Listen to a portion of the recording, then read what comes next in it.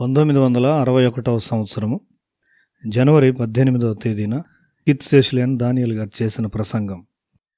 మలాకి గ్రంథము 4వ అధ్యాయము 2వ వచనం.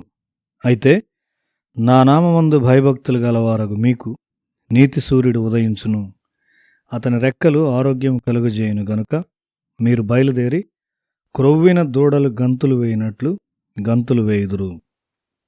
నా నామమందు భయభక్తులు గలవారగు మీరు అను మాటలను గమనించండి. పరిశుద్ధుడైన దేవుని గూర్చిన భయము జ్ఞానమునకు ప్రారంభమని బైబిల్ సామెతలు 9:10లో చెప్తూ ఉన్నది.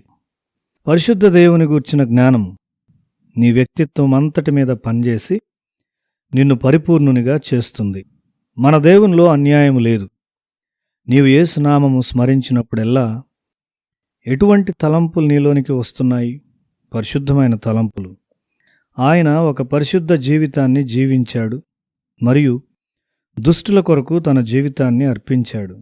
ఆయన పేదలను ప్రేమించాడు, రోగులను స్వస్థపరిచాడు.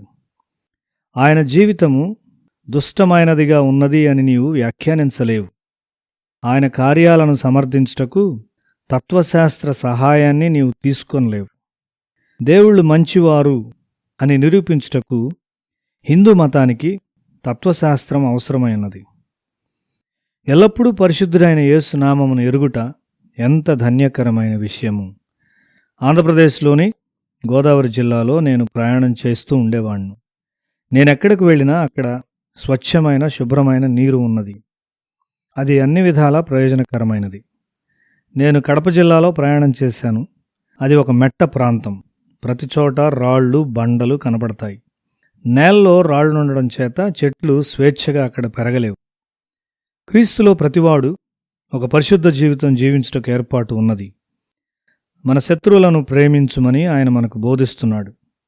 ఆయన సిలువకు కొట్టబడి రక్తం కారుచుండగా, తండ్రి వీరిని క్షమించుము అను ప్రార్థన ఆయన పెదవుల నుండి వస్తున్నది.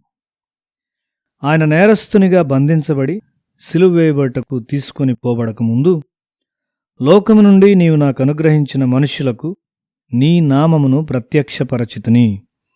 వారు నీ వారయుండిరి, నీవు వారిని నాకు అనుగ్రహించితివి. వారు నీ వాక్యము గైకొనియున్నారు అని యోహాను సువార్త 17వ అధ్యాయము 6వ వచనంలో ఆయన చెప్పారు. ఆయన నామమును ప్రత్యక్షపరచుట అనగా ఏమి? నేను ఒక బాలునిగా ఉన్నప్పుడు మాకు ఒక ఉపాధ్యాయుడు ఉండేవాళ్ళు. అతని పేరు మా గుండెల్లో భయాన్ని కలిగిస్తూ ఉండేది. ఒకరోజు అతడు తరగతికి వచ్చుటలేదని మేము విన్నాము. బాలురమంతా చాలా ఆనందించాము. అతని పేరు అతని గుణాన్ని గూర్చిన కఠినత్వాన్ని మాకు తెలియజేస్తుంది. అయితే మనము క్రీస్తు నామాన్ని పిలిచినప్పుడు అది అందమైన గుణలక్షణములను తెలియజేయును.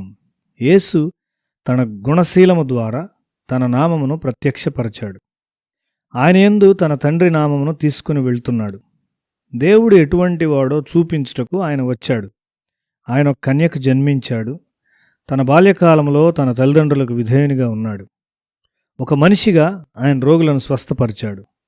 లాజరు సమాధి యొద్ద సహోదరులు ఏడ్చున్నప్పుడు ఆయన వారి విచారాన్ని పంచుకున్నాడు మరియు కన్నీరు విడిచాడు. దేవుడు ఎలాంటివాడో ఆయన మనకు చూపాడు. మనిషి ద్వారా చేయబడిన ఒక బొమ్మ లేక రూపమునకు నీవు దేవుణ్ణి పరిమితం చేయలేవు. రాతిని చెక్కి రూపము చేసి దాన్ని దేవుడు అని పిలుచుట ఒక ఊహించలేనంత గొప్ప పాపం. అది ఒక ఘోరమైన అవమానం. దేవుడు దాన్ని సహించలేడు. క్రీస్తుకు పూర్వం 2000 సంవత్సరాల ముందు ఒక పరిశుద్ధుడైన దేవునికి భయపడులాగున విగ్రహారాధన నుండి వేరు చేసి దేవుడు అబ్రహామును పిలిచాడు. ఈ పరిశుద్ధుడైన దేవుడు అబ్రహాం వంశమునకు 10 ఆజ్ఞలనిచ్చి ఆయన్ను ఆరాధించుటను బోధించాడు. ఈ 10 ఆజ్ఞల్లో మొదటి 2 ఆజ్ఞలు విగ్రహారాధనని నిషేధించాయి. క్రీస్తు దేవుని నామమును ప్రత్యక్షపరిచాడు. క్రీస్తు మనకు దేవుని వాక్యాన్నిచ్చాడు. దేవుడే వాక్యమై ఉన్నాడు. ఆయనే నిత్యమైన వాక్యము. దేవునికి భయపడు వారికి నీతి సూర్యుడు స్వస్థతతో ఉదయించును. ఎక్కడ దేవుని భయముండునో అక్కడ కుటుంబాల్లో సమాధానముంటుంది. కుటుంబాలు దీర్ఘాయుష్ను కలిగి ఉంటాయి. పిల్లలు తల్లిదండ్రులకు విధేయులైనప్పుడు తల్లిదండ్రులు పిల్లల అవసరతలను గూర్చి జాగ్రత్త గలవారై ఉంటారు. దాని ఫలితముగా దీర్ఘాయుష్షు. తల్లిదండ్రులు మరియు పిల్లల మధ్య సమాధానము తెచ్చుట ఒక గొప్ప స్వస్థత. భార్యాభర్తల మధ్య సమాధానమును తెచ్చుట ఒక గొప్ప స్వస్థత. విభజించబడిన సంఘములో ఐక్యతను తెచ్చుట ఒక బలమైన స్వస్థత. నీతి సూర్యుడు అటువంటి స్వస్థత కార్యము చేయును.